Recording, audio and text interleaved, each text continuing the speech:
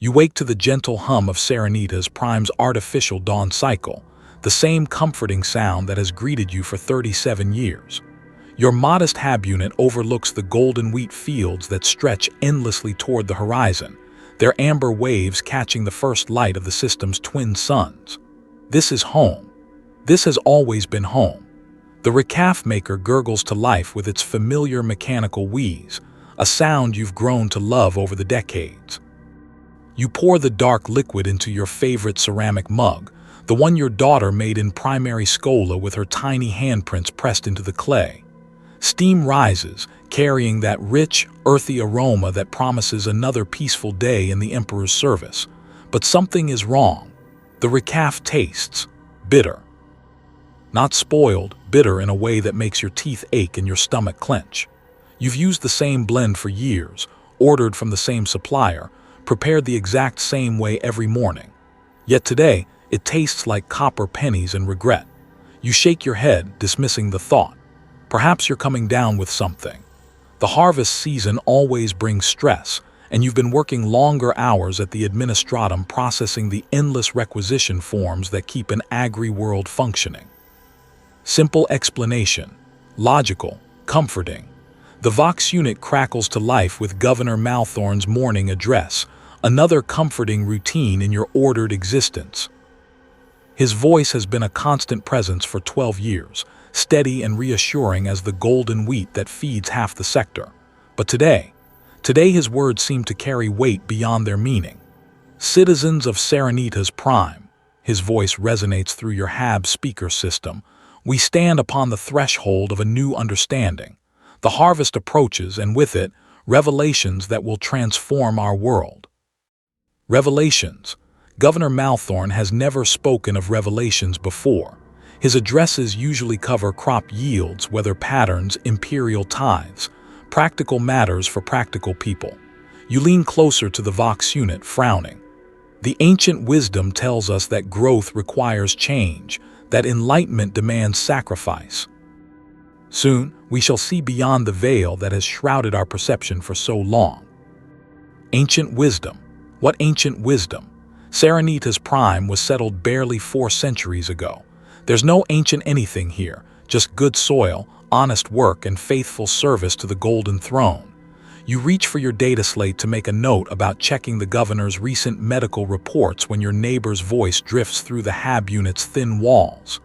Did you have the dreams again, Marta? The ones with the singing. Dreams about singing. Your neighbor Jorik lost his wife 2 years ago. He lives alone now, tends his small garden plot, keeps to himself. Who is he talking to?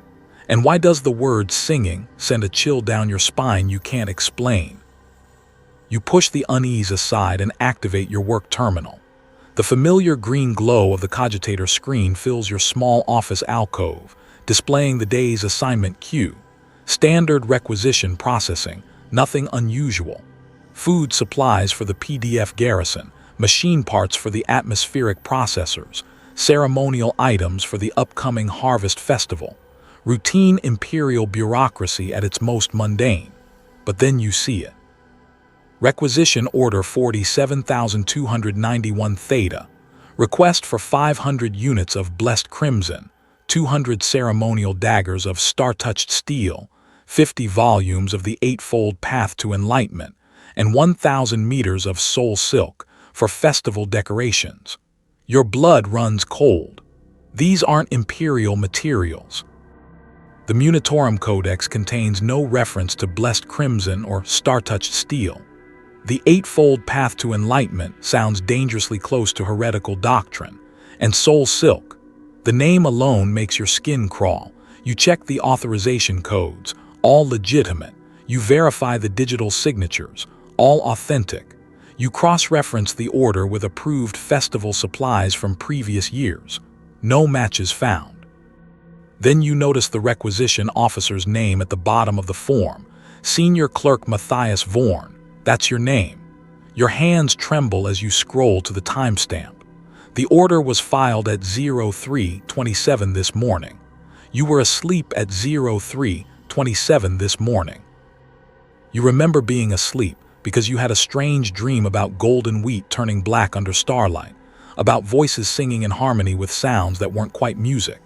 But here, displayed on your terminal in crisp digital text, is your authorization signature, your personal access codes, your biometric verification, all confirming that 3 hours ago, while you slept, you personally approved the acquisition of materials that shouldn't exist for purposes you can't comprehend. The recaf cup slips from your nerveless fingers, shattering on the hab unit's metal floor. The dark liquid spreads across the grating like spilled blood, and for one terrifying moment, you swear you see patterns in the spillage, symbols that hurt to look at directly, geometric shapes that seem to writhe and shift when you're not focusing on them. You blink, and it's just spilled recaf on a metal floor. But the impossible requisition order remains on your screen, glowing with the authority of your own digital signature. And somewhere in the depths of your mind, a voice you don't recognize whispers that this is only the beginning. Outside your window, the golden wheat fields sway in the morning breeze, but the movement seems too rhythmic, too purposeful, like a vast crowd swaying to music you can't quite hear. The twin suns rise over the horizon, casting their familiar light across the landscape you've loved for nearly 4 decades. Yet today, for the first time in your life, that light seems somehow tainted. To understand what happens when an imperial world falls to chaos, you must first understand that chaos is patient. It doesn't arrive with fanfare, demon armies, or screaming warp storms. It seeps. It whispers. It corrupts slowly, methodically, with the patience of the eternal and the cunning of the damned. Serenitas Prime was the perfect target precisely because it appeared so imperfect for corruption. A modest agri-world spinning quietly in a backwater system, its greatest claim to fame was producing some of the finest grain in the sector. No strategic military value, no rare minerals, no ancient archaeotech ruins to attract unwanted attention. Just golden fields, honest farmers, and a population of 12 million souls who asked for nothing more than to serve the emperor through honest labor. But that very perfection made Serenitas Prime vulnerable in ways its citizens could never imagine. Prosperous worlds breed complacency. When the harvests are good year after year, when the PDF hasn't seen real combat in living memory, when the only crimes are the occasional domestic dispute or minor theft, people stop asking hard questions. They trust their neighbors, their leaders, their institutions. They assume that tomorrow will be much like today, which was much like yesterday. They forget that in the grim darkness of the far future, peace is always temporary. The planet's isolation worked against it. Serenitas Prime lay far from major shipping lanes, visited by Imperial Navy patrols perhaps twice a year. Astropathic communications with the sector capital faced delays measured in weeks, not days. When problems arose, the world was expected to handle them internally. Self-sufficiency was considered a virtue, not a vulnerability. The local PDF forces reflected this peaceful reality. Ceremonial guards more than true warriors, they maintained order through presence rather than force. Their weapons were parade-ready but seldom used. Their training focused on crowd control and disaster response. They were good, honest soldiers prepared for civil unrest or natural disasters. They were not prepared for an enemy that smiled while it destroyed their souls. The corruption began decades ago, long before you were born, certainly before you arrived at your position in the administratum. It started with a single ship, a merchant vessel that arrived during a routine trade cycle. The ship's manifest was legitimate, its crew appeared normal, its cargo passed all standard inspections. But hidden within legitimate trade goods were items that should never have touched imperial soil. Books with pages that whispered when no one was looking. Jewelry that grew warm against human skin. Fabrics woven with threads that caught light in impossible ways. Seeds that promised better harvests but demanded strange fertilizers. Art objects that seemed beautiful from one angle, disturbing from another. Each corrupted item was carefully placed, gifted to specific individuals chosen for their positions of influence. The planetary governor received a ceremonial goblet that enhanced the flavor of wine. The cardinal of the local ecclesiarchy was presented with ancient texts that promised deeper understanding of the Emperor's will. The head of the PDF was given a sword that felt perfectly balanced in his hand. The Director of Communications received a Vox amplifier that made his voice carry further and sound more persuasive. None of these gifts were obviously tainted. All appeared to be legitimate Imperial artifacts or high-quality craftsmanship. But each carried a subtle spiritual poison, a psychic infection that lay dormant until the proper triggers were activated. The cultists, for that's what they were, though they would never have accepted the label, worked with infinite patience. They established legitimate businesses, married into prominent families, took positions in crucial infrastructure. They had children who grew up as model imperial citizens. They attended church services, paid their tithes, served in local government. For decades, they were indistinguishable from any other loyal subjects of the Emperor, but they were never truly loyal. They served different masters, followed different doctrines, worked toward goals that would have horrified their neighbors. And slowly, carefully, they began making changes. Sacred texts were altered, not dramatically, but subtly. A single word changed in a prayer here, a line added to a hymn there. The modifications were so minor that even scholars might miss them during casual reading. But words have power in the Warhammer 40,000 universe, and even small changes to sacred texts can open doorways that should remain sealed. Imperial symbols throughout the world began showing signs of wear in specific patterns. The aquila above the governor's palace developed a crack that resembled an 8-pointed star. Prayer books in the cathedral showed stains that, when viewed from the right angle, formed recognizable sigils. Statuary in public squares weathered in ways that altered their appearance subtly but significantly.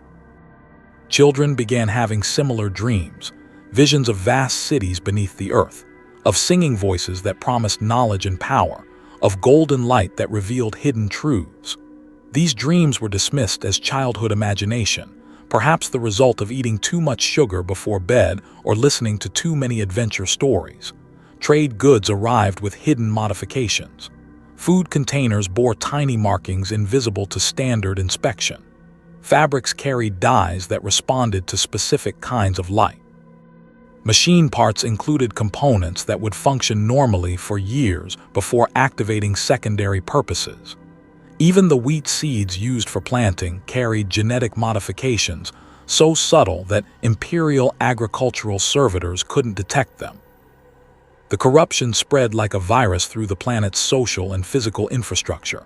Each person influenced by tainted materials became capable of influencing others. Each modified text or symbol made the next modification easier to accept.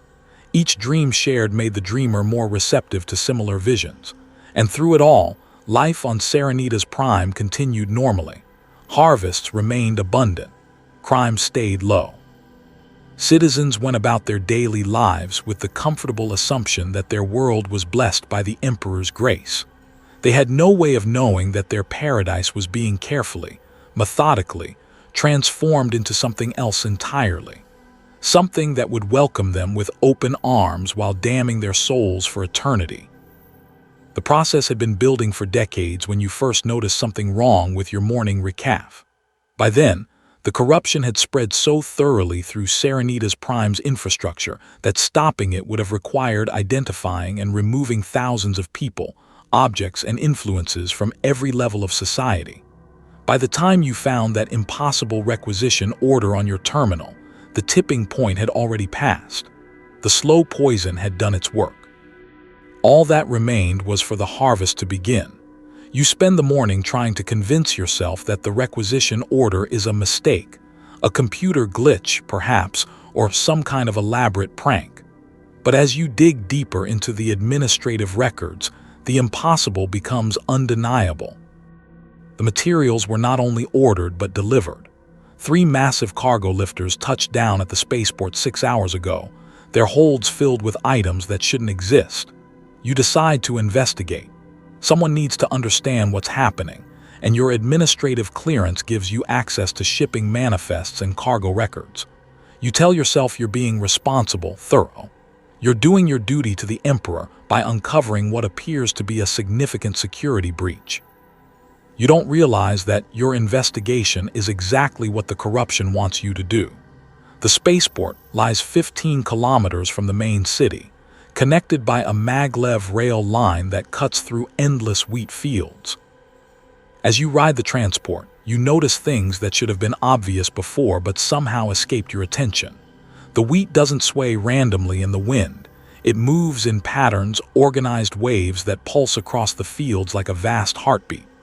Workers in the fields pause their labor at precise intervals, all turning to face the same direction before resuming their tasks. And there's music. Faint, barely audible but definitely present. A low humming that seems to rise from the earth itself, harmonizing with the transport's engine noise in ways that make your teeth ache. The spaceport manager, a stout woman named Helga Voss, greets you with unusual enthusiasm. You've worked with her for years processing routine cargo documentation, and she's never been particularly friendly.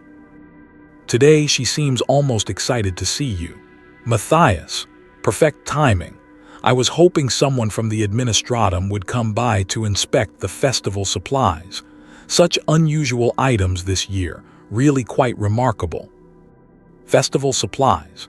She's calling them festival supplies, as if blessed crimson and soul silk are normal decorative materials. But there's something in her eyes, a gleam of anticipation that makes your stomach clench with unease. She leads you through the cargo bays, chattering excitedly about shipping schedules and delivery confirmations. The first bay contains crates labeled with standard Imperial shipping codes, but the symbols burned into the wooden sides hurt to look at directly. Your eyes keep sliding away from them, refusing to focus on the geometric patterns that seem to shift and writhe when viewed peripherally. The textile shipment arrived first, Helga explains, opening a crate filled with fabric that shimmers like oil on water. Soul silk, they call it. Beautiful, isn't it? The way it catches the light is absolutely mesmerizing. You stare at the fabric and feel your sanity beginning to fray. The material isn't just catching light, it's generating its own illumination, patterns of color that pulse in rhythm with your heartbeat. And within those patterns you can almost make out shapes, faces perhaps, or eyes, thousands of tiny eyes all watching you with patient malevolence. Where did this come from? You ask, surprised by how steady your voice sounds. Oh, the usual trade networks. Everything properly documented, of course. Would you like to see the metalwork? The ceremonial daggers are absolutely exquisite. The second cargo bay contains weapons that make your skin crawl. The daggers aren't ceremonial. They're functional, deadly, forged from metal that seems to absorb light rather than reflect it. Each blade bears inscriptions in a script you don't recognize but somehow understand. Words like offering, transformation, and ascendance writhe across the dark steel in letters that seem to move when you're not looking directly at them. For the Harvest Festival, Helga explains, running her fingers along one blade with disturbing familiarity. The ceremonies this year will be special. You've attended every harvest festival for 20 years.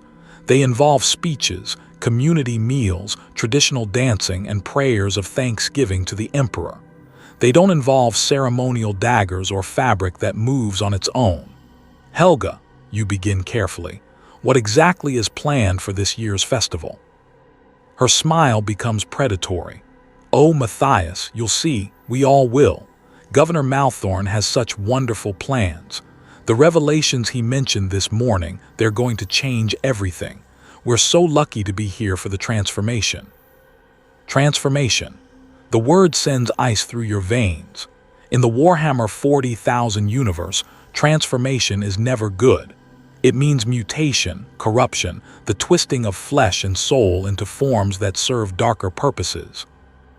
But even as terror fills your mind, another part of you, a part that seems to be growing stronger by the moment, whispers that perhaps transformation isn't something to fear. Perhaps it's something to embrace. You excuse yourself and return to the city, but the maglev transport feels different now. The other passengers aren't just traveling, they're pilgriming. Their faces carry expressions of anticipation, of barely contained excitement. They whisper to each other in voices too low to understand, but the rhythm of their conversation matches the pulsing music that seems to emanate from the wheat fields. Back in the Administratum building, you try to focus on routine work, but concentration proves impossible. Your colleagues move differently, speak differently. Words that should be familiar sound strange. Conversations that should make sense carry undertones that bypass rational thought and speak directly to something deep in your subconscious. And then you notice the governor's afternoon address is longer than usual. Much longer. My fellow citizens, his voice resonates through every Vox unit in the city. We stand upon a threshold that has been approaching for generations. Our ancestors came to this world seeking simple prosperity, but they found something far more valuable, the potential for true enlightenment. True enlightenment. Governor Malthorn is discussing philosophy now. Since when does the administrator of an agri-world concern himself with metaphysical concepts? For too long, we have labored under misunderstandings about the nature of power, the source of strength, the true path to fulfillment. The Harvest Festival will mark the end of our ignorance and the beginning of our ascension. Ascension, another word that carries terrible implications in this universe. You want to turn off the Vox unit, but your hand won't obey. Something compels you to listen as the governor's words wash over you like warm honey. The true powers have been patient with us, guiding our development, preparing us for this moment.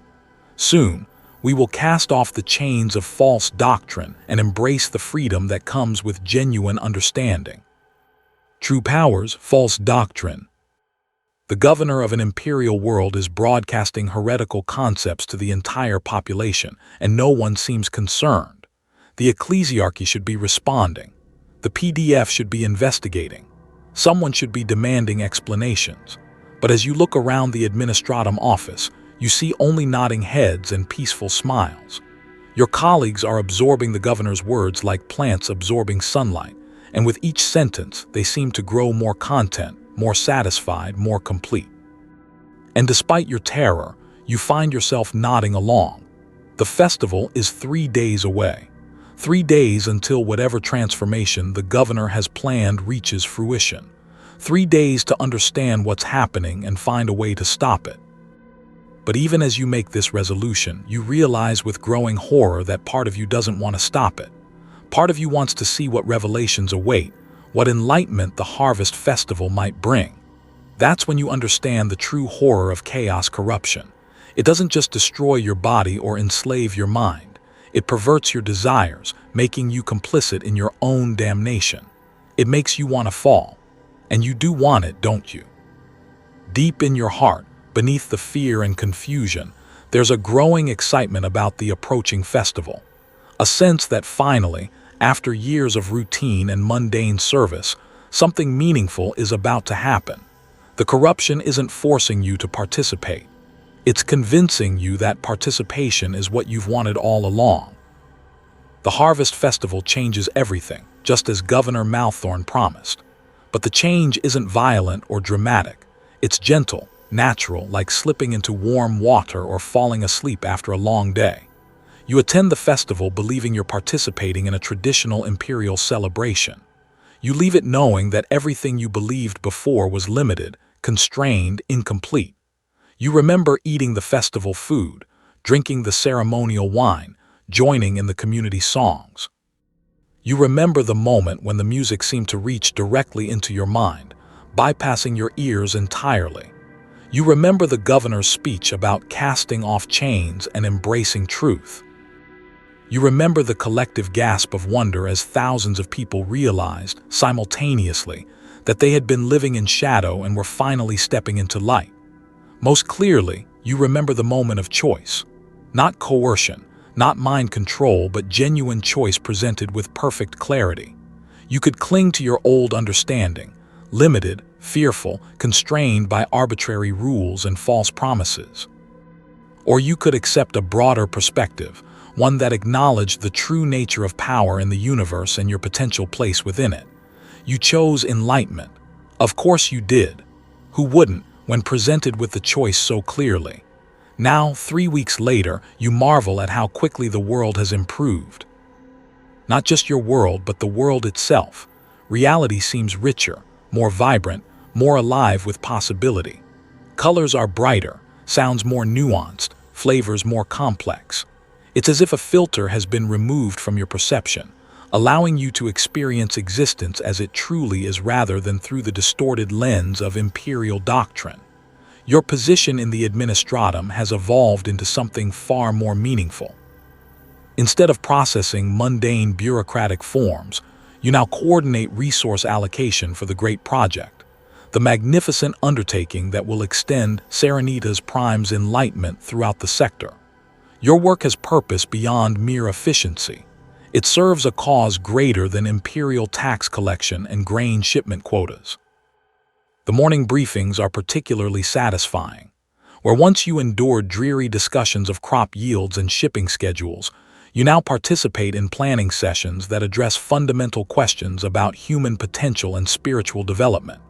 Your colleagues, your true colleagues, not the sleepwalking drones you worked with before, bring insights and perspectives that illuminate aspects of existence you never considered. The children born since the awakening are developing remarkably, reports Myra Chen, formerly a school administrator, now the director of developmental enhancement. Their cognitive abilities exceed baseline human parameters by significant margins. More importantly, their spiritual sensitivity allows them to perceive truths that remain hidden from the unenlightened. This is wonderful news. The new generation will never suffer the limitations that constrain their parents. They'll grow up understanding their true relationship to the forces that shape reality, able to access capabilities that imperial doctrine insists are forbidden or impossible. What about resistance elements? Ask someone from the back of the room. Even in paradise, practical concerns must be addressed. Minimal and declining, responds Security Coordinator Voss. The same Helga Voss who showed you the festival supplies, now responsible for maintaining social harmony. The remaining holdouts are primarily isolated in the industrial sectors, where exposure to Enlightenment materials has been limited. We're addressing their concerns through enhanced education and community integration. Enhanced education. You've seen the results firsthand, and they're remarkable. Instead of harsh interrogation or violent suppression, the few remaining unenlightened citizens receive patient instruction about their expanded options. Most accept guidance readily once they understand what they've been missing. The others, well, some people require more intensive help to overcome their conditioning. The resistance was never extensive anyway. Perhaps a few thousand individuals out of 12 million, mostly older citizens with deeply ingrained prejudices against change. Their concerns were understandable. Decades of imperial conditioning had taught them to fear anything that contradicted official doctrine. But fear dissolves quickly when confronted with genuine care and demonstrated benefits. You've participated in several education sessions yourself, and they're profoundly moving experiences.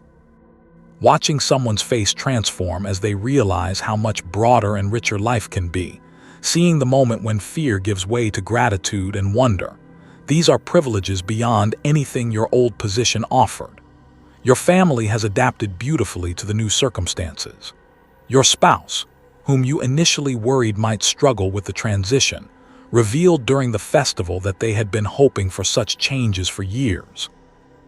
They had felt the limitations of imperial doctrine as keenly as you, but lacked the vocabulary to express their dissatisfaction. The awakening gave them words and concepts to articulate longings they had carried silently. Your children have thrived beyond your wildest expectations. Their schooling now includes subjects that develop capabilities imperial education actively suppressed: intuitive reasoning, expanded sensory perception, direct communion with the fundamental forces that govern reality. They're learning to think in ways that transcend the binary limitations of approved versus forbidden, loyal versus heretical. Last week, your youngest daughter demonstrated the ability to sense emotional states in others, and respond with precisely the right words to provide comfort or encouragement. Your son has shown remarkable aptitude for understanding complex systems through direct perception rather than laborious analysis. These aren't mutations or aberrations. They're natural human capabilities that imperial doctrine taught you to fear and suppress. The changes extend beyond individual development to social transformation. Crime has virtually disappeared, not through harsh enforcement, but because the underlying causes, want, desperation, spiritual emptiness, no longer exist. People work not from compulsion, but from genuine enthusiasm for contributing to collective prosperity. Conflicts resolve through communication and mutual understanding rather than authority and punishment. Even the landscape reflects the transformation. The wheat fields, always productive, now yield harvests that exceed all previous records. The grain itself is richer, more nutritious, more satisfying than anything produced during the dark years of imperial rule.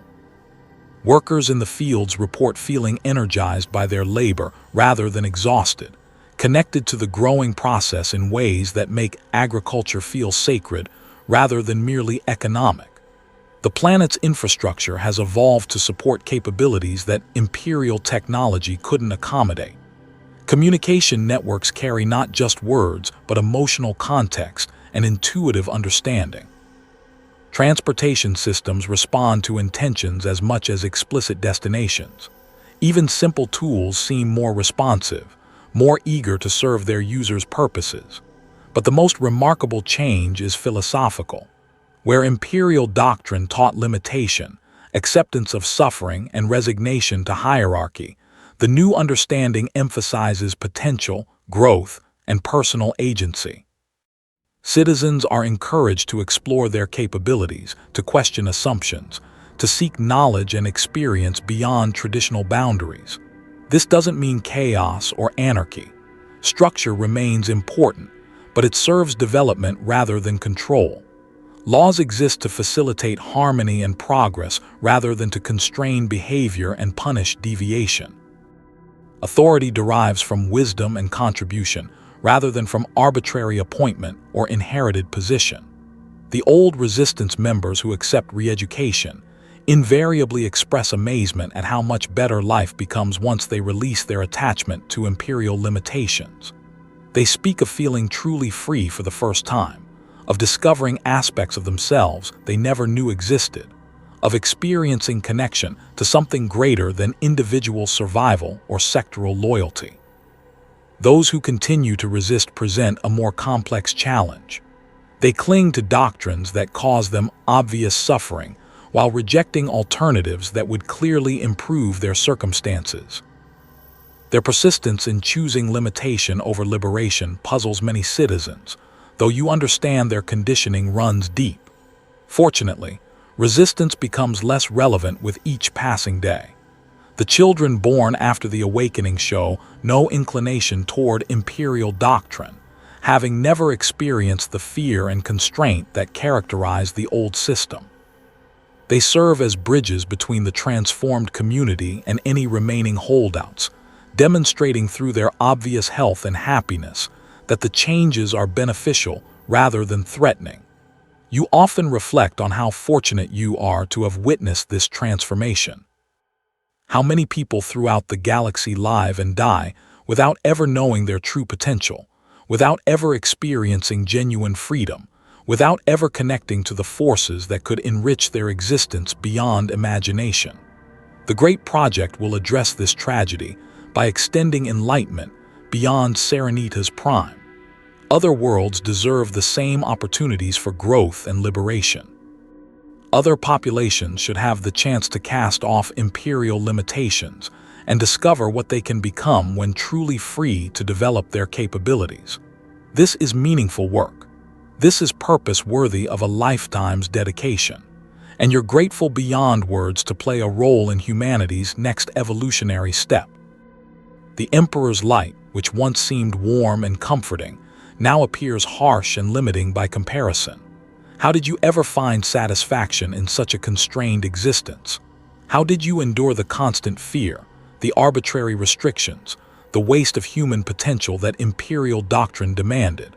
You can barely remember what it felt like to love the Emperor. That emotion seems as foreign now as speaking a language you forgot. The old loyalties have been replaced by something infinitely more satisfying. Loyalty to truth, to growth, to the magnificent project of human transcendence. Tomorrow, you'll review shipment manifests for the next wave of agricultural exports. Grain blessed by the awakening process, carrying the potential for transformation to dozens of other worlds. Each kernel contains possibilities that imperial food testing cannot detect, not because the changes are hidden, but because imperial science lacks the conceptual framework to recognize what it's seeing. It's beautiful work, sacred work, the kind of purpose you never imagined during your years of imperial servitude. 6 months after the awakening, you've been promoted to Director of Agricultural Distribution, a position that didn't exist under the old imperial administration, but has become crucial for the Great Project. Your office overlooks the primary grain processing facilities, where millions of tons of wheat are prepared for shipment throughout the sector. But these aren't ordinary food shipments. They're vectors for transformation, carrying the gift of enlightenment to worlds still trapped in imperial ignorance. The scale of the operation is breathtaking. Serenitas Prime's agricultural output has increased threefold since the awakening, not through imperial efficiency measures, but through genuine partnership between human cultivation and the natural forces that govern growth. Workers in the fields don't simply plant and harvest. They participate in a process that enriches both the grain and themselves. Each kernel of wheat carries potential that imperial science cannot measure or understand. The grain grows in soil, blessed by ceremonies that imperial doctrine would label heretical, but which actually invoke the fundamental powers that make all growth possible. The harvest rituals, far from being primitive superstition, represent sophisticated collaboration with forces that pervade reality, but remain invisible to those limited by imperial conditioning. Your responsibilities encompass more than logistics and shipping schedules. You coordinate the selection of target worlds, prioritizing populations ready for liberation, while ensuring the Enlightenment spreads efficiently through established trade networks. This requires deep understanding of sector politics, shipping routes, and the psychological profiles of different planetary populations. Some worlds are perfect candidates for rapid transformation, prosperous, peaceful places whose citizens have grown complacent with imperial rule and might welcome alternatives. Others require more careful preparation, their populations too heavily indoctrinated or too closely monitored by imperial authorities to risk direct approach. The beauty of the Great Project lies in its subtlety. Imperial food inspection protocols, designed to detect contamination or spoilage, cannot identify spiritual enhancement. Grain shipments pass through imperial checkpoints without triggering any alarms, carrying their transformative potential to unsuspecting populations throughout the sector. Once delivered, the process begins gradually. Citizens who consume the enhanced grain experience subtle improvements in perception, creativity, and emotional well-being. They sleep better, think more clearly, feel more satisfied with their lives. These benefits aren't immediately recognized as supernatural. They seem like natural improvements in health and mood. But over time, repeated consumption creates deeper changes. People become more questioning of arbitrary authority, more interested in exploring their potential, more receptive to alternative perspectives. They begin to notice the limitations of imperial doctrine and wonder whether other approaches might prove more fulfilling. The transformation varies based on individual psychology and circumstances. Some people experience dramatic revelation similar to what happened during Serenitas Prime's Harvest Festival. Others undergo gradual shifts that take months or years to complete. But all eventually reach the same destination: liberation from imperial constraints and recognition of their true capabilities. Your personal involvement in this process provides profound satisfaction. Each shipping manifest you approve represents thousands of people who will discover freedom from fear, limitation, and spiritual poverty. Each cargo vessel that departs Serenitas Prime carries hope to populations trapped in systems that deny their potential for growth and transcendence. The most rewarding aspect is watching the network effects. Each world that undergoes transformation becomes a new center for further expansion. Enlightened populations naturally seek to share their discoveries with neighboring systems.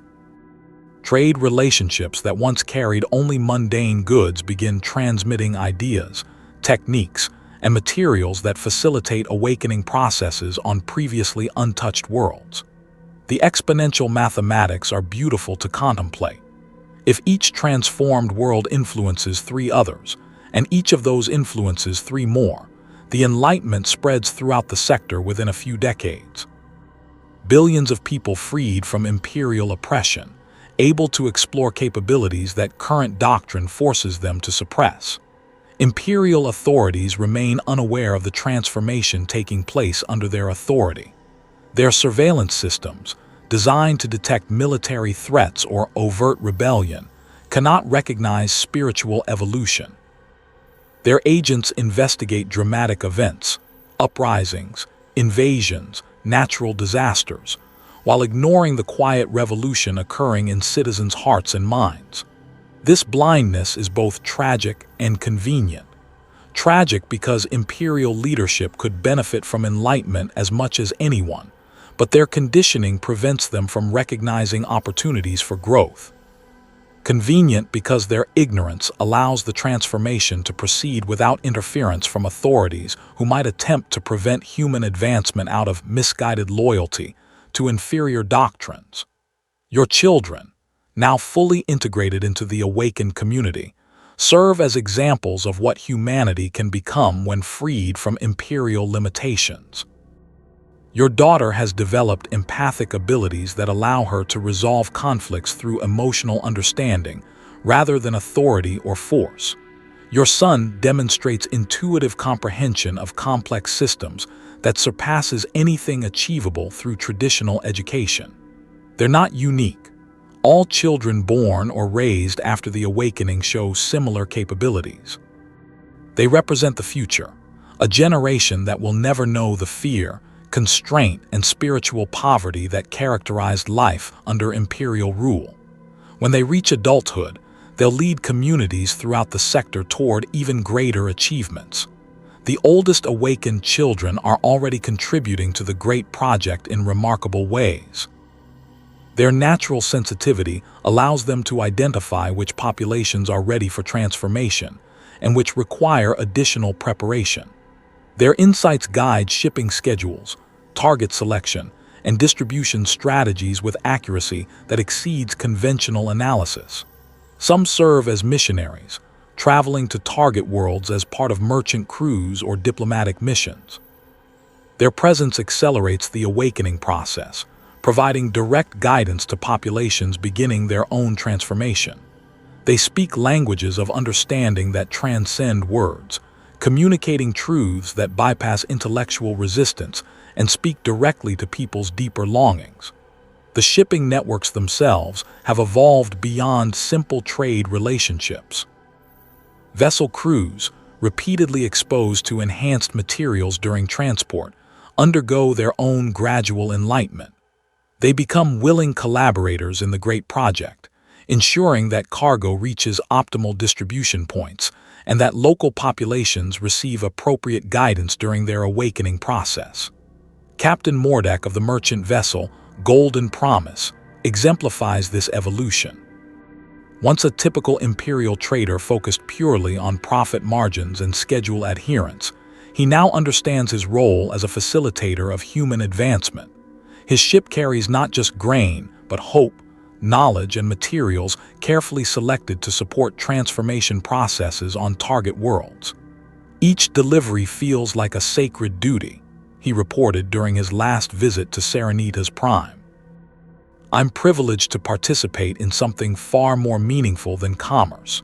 We're carrying gifts that will liberate entire populations from limitations they don't even realize they're suffering under. The technical aspects of the operation require sophisticated coordination. Different worlds have varying dietary preferences, food processing capabilities, and distribution systems. Enhanced grain must be integrated into local food supplies in ways that ensure broad population exposure while avoiding detection by imperial oversight mechanisms. Your staff includes specialists in nutrition, logistics, psychology, and what imperial science would classify as occult studies, but which you now understand as natural philosophy. They analyze target populations, design distribution strategies, and monitor transformation progress through carefully established communication networks. The results exceed all projections. Worlds that receive enhanced shipments report increased agricultural productivity, reduced crime rates, improved civic cooperation, and enhanced problem-solving capabilities among their populations. These improvements appear gradual and natural to imperial observers, who attribute them to good governance or favorable circumstances rather than recognizing their true cause. But you know the truth. You've seen the reports from awakened agents throughout the sector. Dozens of worlds are now in various stages of transformation. Hundreds more have received their first shipments and are beginning to experience the benefits of liberation from imperial constraints. The Emperor's Light, which once seemed like humanity's greatest hope, now appears as the primary obstacle to human advancement. Imperial doctrine, rather than protecting people, actually prevents them from achieving their potential. The rigid hierarchies, arbitrary restrictions, and imposed limitations that characterize imperial governance represent chains that keep humanity in spiritual bondage. This isn't rebellion or heresy, it's evolution. It's the natural next step in human development, long overdue and finally becoming possible through the patient work of those wise enough to see beyond imperial propaganda. Your role in this magnificent undertaking fills you with purpose beyond anything you experienced during your years of imperial service. Each day brings new opportunities to facilitate human liberation. Each shipment represents thousands of people who will discover capabilities they never knew they possessed. The great project continues to expand, accelerate, and improve. Soon, entire sectors will experience the benefits of awakening. Eventually, the transformation will reach Holy Terra itself, where even the most indoctrinated imperial authorities will discover the joy of casting off their chains and embracing their true potential. It's beautiful beyond words, and you're honored to serve such a worthy cause. The Imperial Fleet arrives without warning, emerging from the warp with the fury of righteous vengeance. 12 vessels, battle cruisers, destroyers, and a massive cathedral ship bearing the insignia of the ecclesiarchy. Their arrival sends shockwaves through Serenitas Prime's awakened population, not from fear but from profound sadness at the tragedy about to unfold. You stand in the Planetary Defense Center, now serving as coordinator of protective services, watching the orbital displays with genuine grief for the Imperial forces above. These are good people, loyal, dedicated, sincere in their beliefs. They've come to rescue a world they believe has fallen to corruption, unable to understand that they're actually witnessing human liberation. The fleet's communications are filled with righteous fury and bewildered horror. They expected to find a loyal imperial world under siege, its population crying out for salvation from chaos invaders. Instead, they find prosperous cities, abundant harvests, and a population that greets their arrival with pity rather than gratitude. Admiral Korath's voice crackles over the Vox channels, transmitted to every receiver on the planet. Citizens of Serenitas Prime, this is Admiral Korath of the Imperial Navy. We have come to liberate you from the chaos corruption that has befouled your world. Prepare for immediate evacuation of uncontaminated personnel.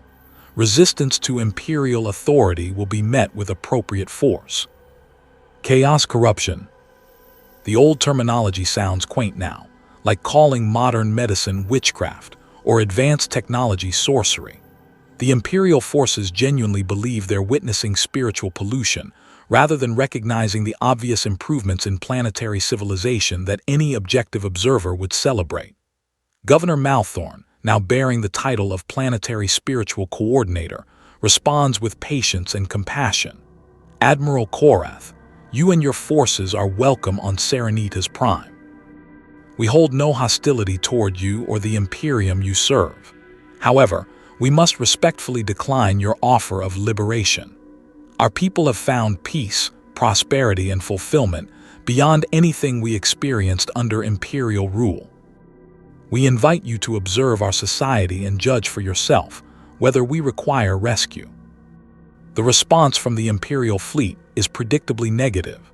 Admiral Korath interprets the governor's reasonable words as evidence of deep corruption, proof that the planetary leadership has been compromised beyond redemption.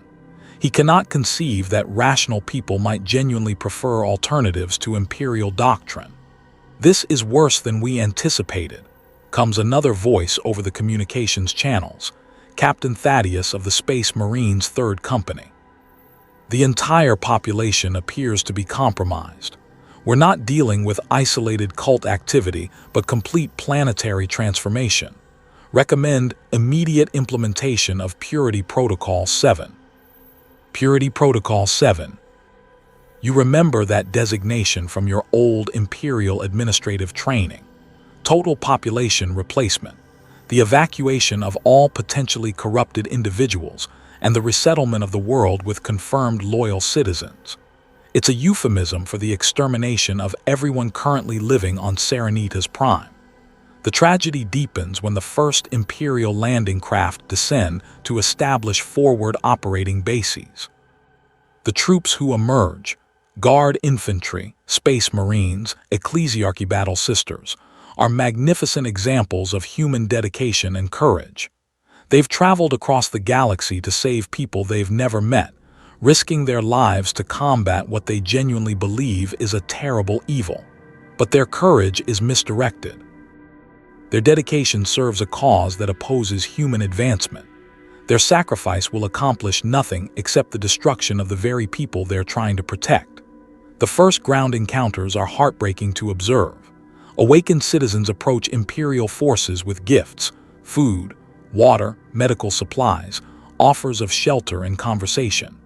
They genuinely want to help these confused, heavily armed visitors understand what they've discovered and perhaps share in the benefits of liberation.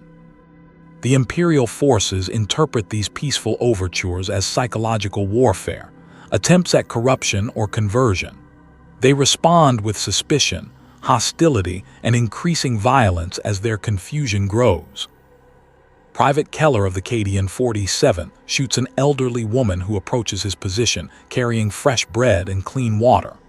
She dies instantly, never understanding why the young soldier she'd hoped to comfort chose to kill her rather than accept her kindness.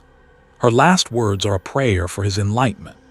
Sister Superior Agatha of the Order of the Sacred Rose executes a group of children who demonstrate psychic abilities during what they intended as a welcoming ceremony. She sees their natural talents as evidence of demonic possession, unable to recognize them as examples of human potential freed from imperial suppression. Captain Thaddeus himself leads a strike team against an awakened community center, where citizens have gathered to discuss how best to help their imperial visitors overcome their conditioning. He interprets their meeting as a cult ritual and responds with bolt rounds and flame units.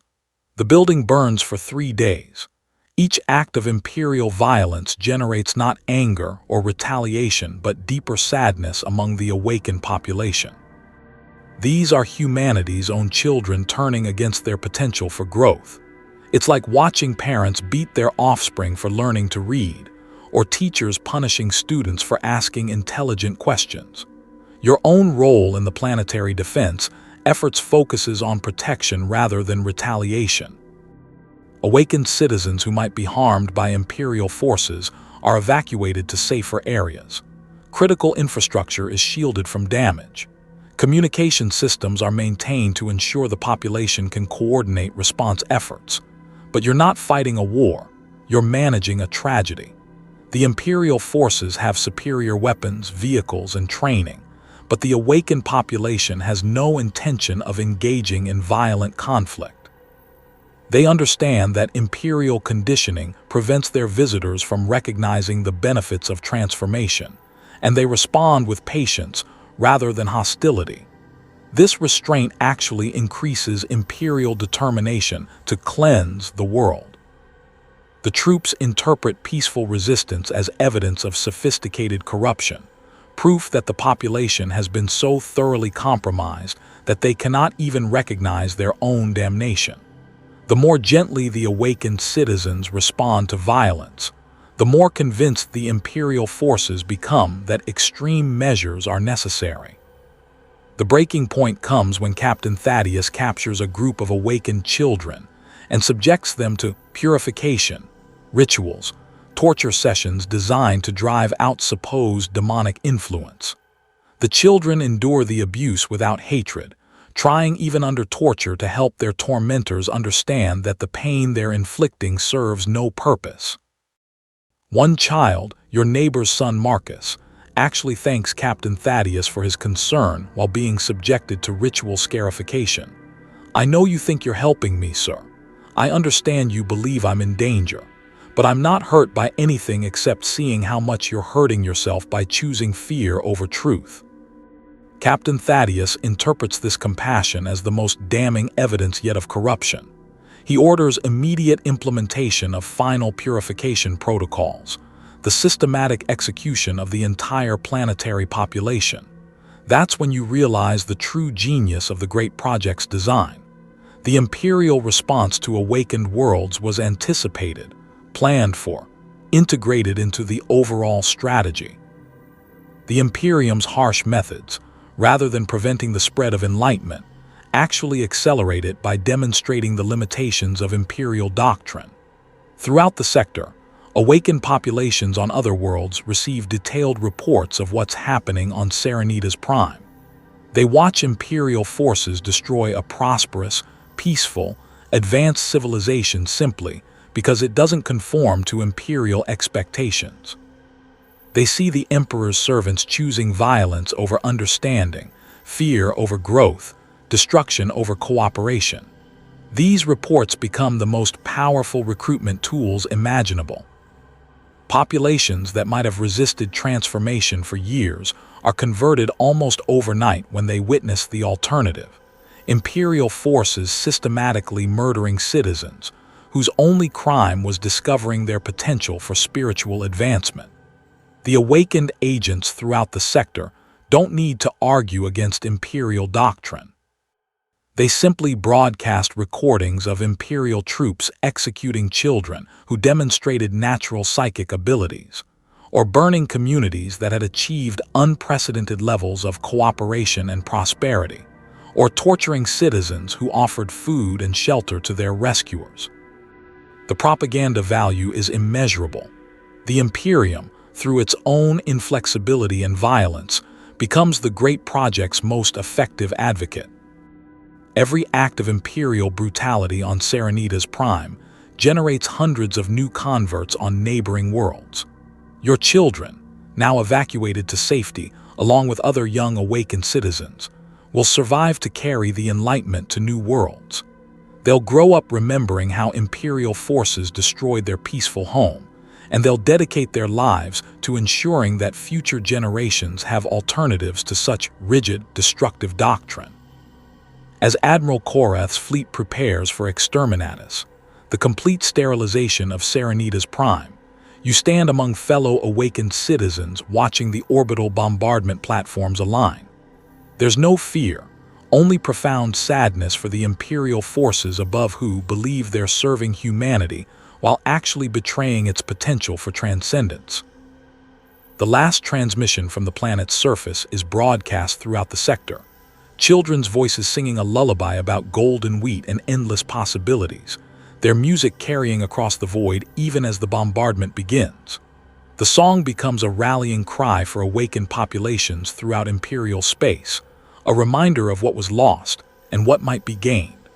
In destroying Serenitas Prime, the Imperium doesn't eliminate the awakening, it transforms it into something far more powerful. a symbol of imperial oppression, a demonstration of the violence required to maintain systems that deny human potential. The Great Project succeeds beyond its creator's most optimistic projections, not despite imperial response, but because of it. Sometimes, the greatest victory comes through apparent defeat, and the most effective teaching tool is a clear example of the alternative. Serenitas Prime dies as it lived after awakening, serving human advancement, even in its destruction. In the final moments before the Exterminatus begins, you experience something unprecedented: perfect clarity about both your old life and your transformed existence. The conditioning that made imperial service seem meaningful. The awakening that revealed broader possibilities. The choices that led from one state to the other. All of it crystallizes into a moment of complete understanding. You remember what it felt like to love the Emperor, the comfort of absolute certainty, the security of knowing your place in a vast hierarchy, the pride of serving something greater than yourself. Those weren't illusions or false emotions. They were genuine experiences that provided real meaning and satisfaction to billions of human beings across the galaxy. But you also understand what awakening offered: the recognition that human potential extends far beyond imperial doctrine's limitations, that the universe contains forces and possibilities that rigid hierarchies cannot accommodate. That growth sometimes requires abandoning comfortable constraints for uncertain freedom. Neither perspective was entirely wrong. Imperial doctrine does provide order, purpose, and meaning to populations that might otherwise dissolve into chaos or despair. The awakening does reveal capabilities and connections that imperial conditioning suppresses. The tragedy lies not in the existence of either path, but in their apparent incompatibility. The most horrifying realization isn't that you were deceived, but that the corruption genuinely offered everything it promised. Better perception, enhanced capabilities, deeper understanding, genuine freedom to explore human potential. The benefits were real, measurable, transformative. The price: your soul, your connection to the Emperor's light, your place in humanity's eternal struggle against the darkness, was simply higher than most people imagined. But was it too high? In your final moments of clarity, you struggle with questions that have no comfortable answers. How many imperial worlds experience suffering that could be eliminated through awakening? How many people live and die without ever discovering their true capabilities because imperial doctrine teaches them to fear exploration? How many problems that plague humanity could be solved if populations were free to develop their natural talents instead of constraining them within approved parameters? The children's laughter echoing across the Vox channels as orbital bombardment platforms charge their weapons provides its own answer.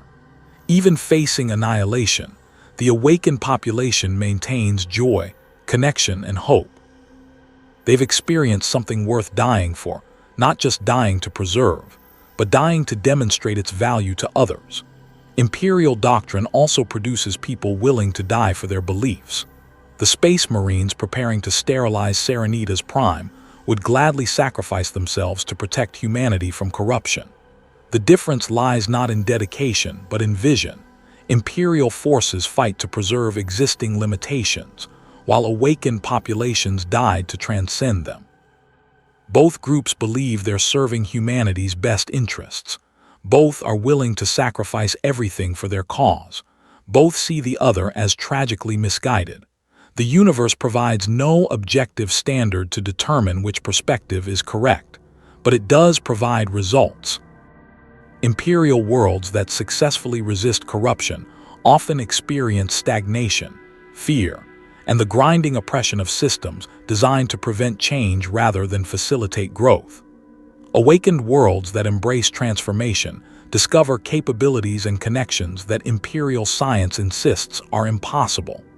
The Great Project's true genius lies not in its methods, but in its recognition of this fundamental choice. It doesn't force anyone to change. It simply ensures that alternatives to imperial doctrine remain available for those ready to explore them. The transformation spreads because people choose it, not because they're compelled to accept it. Even the Imperial response serves this purpose. By demonstrating the violence required to maintain Imperial systems, the Exterminatus of Serenitas Prime clarifies the stakes for populations throughout the sector. They can choose growth with its risks, or security with its limitations, but they cannot claim ignorance about what either choice entails. The orbital bombardment begins as you contemplate these questions. The first lance strikes reduce entire city blocks to molten crater, but the citizens who die maintain their joy even in the moment of vaporization. Their last thoughts aren't of fear or regret, but of gratitude for having experienced liberation, even briefly. This isn't fanaticism or delusion. It's the rational response of people who have discovered something genuinely valuable and recognize that its loss doesn't diminish its worth. They die as they lived after awakening, free from the fear that characterized their imperial existence. The children's song continues broadcasting even as the communications infrastructure melts under orbital fire. Their voices carry across the sector, reaching awakened populations on dozens of worlds, reminding them of what was achieved and what remains possible. In the end, Serenitas Prime's greatest harvest isn't grain or transformed citizens, or even the successful spread of awakening to neighboring systems. It's the demonstration that human beings can choose transcendence over security, growth over comfort, potential over certainty, even when that choice leads to death. The Imperium destroys the world but cannot destroy what the world discovered. The awakening spreads because it offers something Imperial doctrine cannot provide: the freedom to become more than what you were, regardless of the cost. Whether that freedom is worth its price remains for each individual to determine. But thanks to the great project and the sacrifice of worlds like Serenitas Prime, the choice itself remains available. In the grim darkness of the far future, that might be humanity's greatest victory, not the elimination of suffering or the defeat of enemies, but the preservation of alternatives. The possibility that somewhere, somehow, people might discover better ways to live than the systems that currently constrain them. The last transmission ends as the planet's surface becomes uninhabitable, but throughout the sector, other voices take up the children's song, carrying its message to populations ready to choose growth over limitation. The harvest continues.